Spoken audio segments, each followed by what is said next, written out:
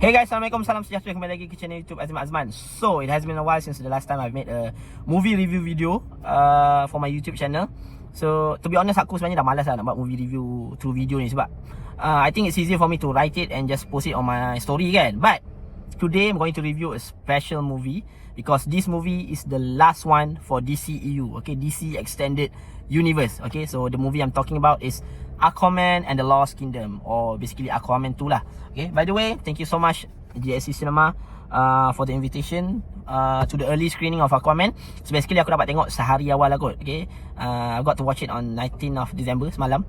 And because the earliest showtime that you can watch the Aquaman 2 in the cinema is on, aku rasa tonight kot, okay, malam ni on 20th December. Okay, but actually it will be officially released in cinema on 21st December lah, hari Khamis. Biasalah kalau movie baru selalunya masuk Malaysia hari Khamis. Okay, so okay, kita teruskan dengan Aquaman and the Lost Kingdom, mengisahkan tentang the struggle of Arthur aka Aquaman, lakonan Jason Momoa, to balance out his life between being a king of Atlantis, king of the ocean, and being a good father figure to his boy.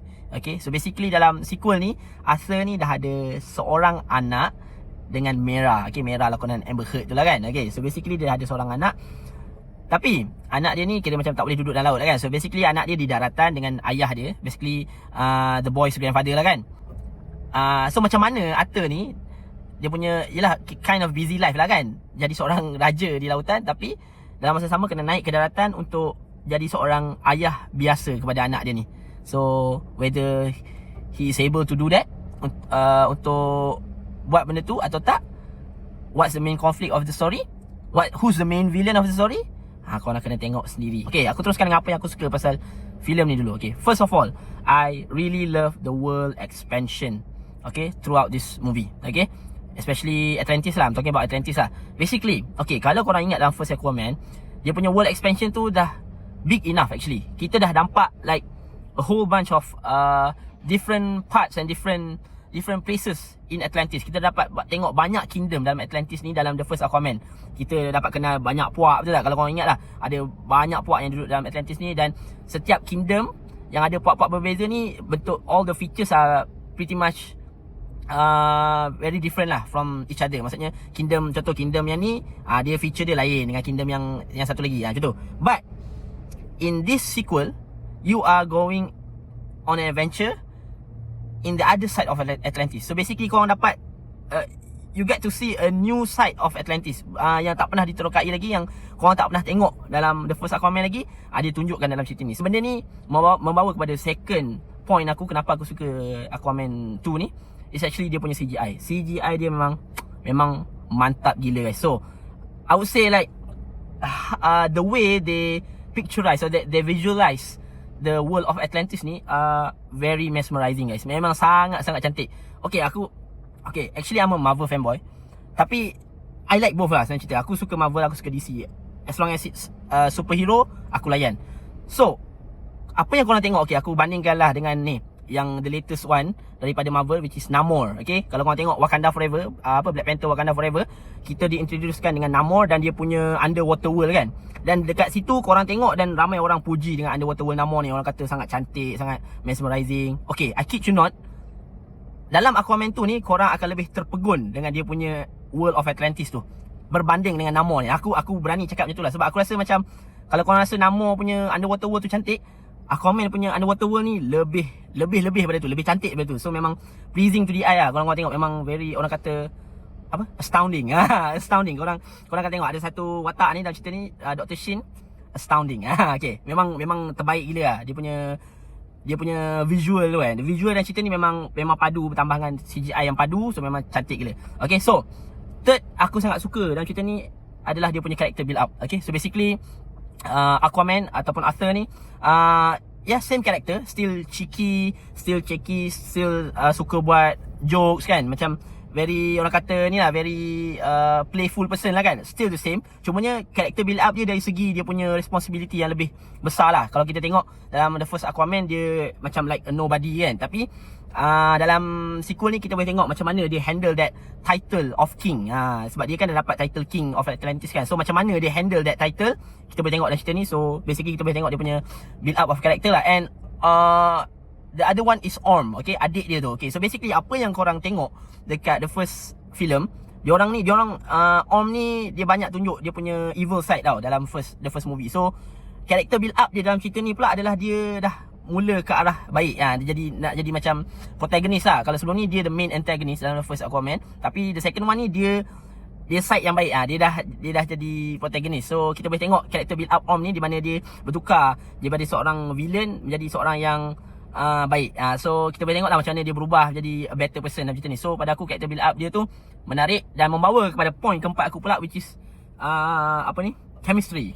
So basically aku suka interaction especially between Arthur ataupun Aquaman ni dengan dia punya adik-beradik. Dia punya adik lah, which is Orm. Okay, basically dia orang punya interaction dalam cerita ni, okay, kalau nak bandingkan dengan first Aquaman, interaction between diorang ni mostly very negative. Sebab macam aku cakap tadi, Orm ni main antagonist in the first Aquaman. Okay, tapi in the second one dia jadi partner for Aquaman. So dia jadi partner. So dia jadi macam orang kata apa, side character ataupun dia punya ni lah, dia sidekick. Sorry, dia punya sidekick lah kan. So I love to see dia orang kata brotherhood love. Dia macam siblings love kind of interaction between these two. Macam bros kind of interaction lah. So aku sangat suka benda tu. Aku sangat suka tengok Orm ni cuba orang kata adapt dengan being a good person and being a good brother to his elder brother lah kan, untuk Aquaman kan. So aku suka, dan aku suka tengok bila Aquaman ni tease dia punya adik tu kan. Orm tu banyak tease dia dan banyak yalah, sebab dia suka teasing people kan. So aku suka bila dia buat jokes dan macam peli-peli adik dia. So benda, senang cerita, chemistry yang diorang bawa daripada the first Aquaman to the second one ni are very strong, dan dia carry it on to this sequel lah basically. Sebab dan dia interaction dia tu lebih positif dalam the second one. So aku suka benda tu. Aku suka tengok diorang dan diorang punya interaction ni membawa kepada jokes yang sangat-sangat kelakar dalam cerita ni. So itu membawa kepada point aku yang kelima, I think. Untuk cerita ni aku sangat suka sebab dia sangat-sangat kelakar guys. And most of the jokes are from basically Aquaman and his brother lah, Orm. Dia punya interaction tu banyak jokes, and Aquaman sendiri pun memang very cheeky macam aku cakap tadi kan. So dia tu pun dah bagi banyak jokes through his script. Tambah pula dengan dia punya interaction dengan Orm ni, memang kelakar habis lah guys. So cerita ni bukan saja action pack, but really funny guys. I kid you not, korang kena pergi tengok sini. Memang korang akan gelak terbahak-bahak. Banyak momen yang sangat-sangat kelakar dalam cerita ni. And aku boleh bagi satu clue lah, lipas. Korang akan rasa geli-geli, sangat-sangat gila-gila lah dengan lipas bila korang tengok cerita ni nanti. Dan korang akan tahu kenapa korang akan tengok nanti. Okay, so cerita ni sangat funny, sangat sangat action pack. So kalau nak cakap pasal action, amazing guys. Memang very satisfying. Okay, dari segi action sequences dia memang semuanya sangat-sangat amazing, out of this world. Memang kira macam puas lah. Bukan puas, tak puas, nak lagi, kau faham tak? Saya cerita macam tu lah.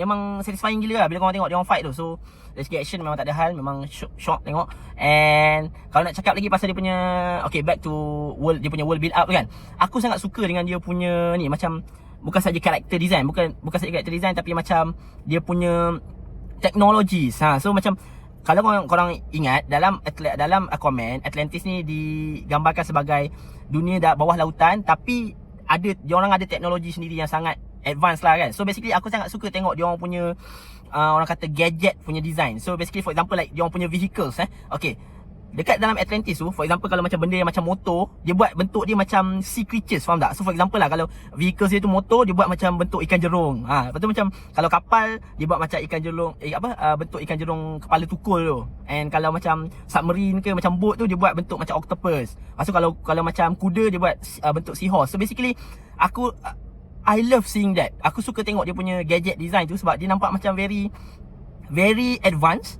but at the same time mengikut tema Atlantic tu, mengikut tema lautan tu sendiri. So macam bila korang tengok tu, korang macam memang cantik lah. Basically it's very creative lah saya cerita. Dia punya gadget design tu sangat-sangat kreatif. Benda-benda tu yang buatkan aku rasa amazed bila aku tengok The World of Atlantic ni secara keseluruhan. So memang cantik gila. And dia punya character design pun aku suka.